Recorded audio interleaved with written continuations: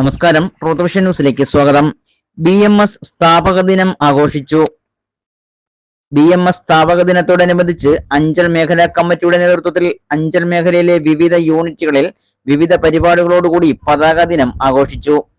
BMS ജില്ലാ മേഖലാ നേതാക്കളായ ഇളമാട് രാകേഷ്, ഏരൂർ സുനിൽ, കേസരി അനിൽ, ഐലറ സുനിൽ, അഞ്ചൽ സന്തോഷ്, ബിജു, വീണ, രജനി, പ്രതീഷ്, രാജീവ്, വേണു, സിബി, സലീം, പുഷ്പൻ, ശശി, അരുൺ, നിഷാന്ത്, രാജേന്ദ്രൻ നായർ, സുഭാഷ്, ബിനുകുമാർ, അനീഷ് തുടങ്ങിയവർ വിവിധ യൂണിറ്റുകളിൽ നടന്ന ആഘോഷ പരിപാടികൾക്ക് നേതൃത്വം നൽകി.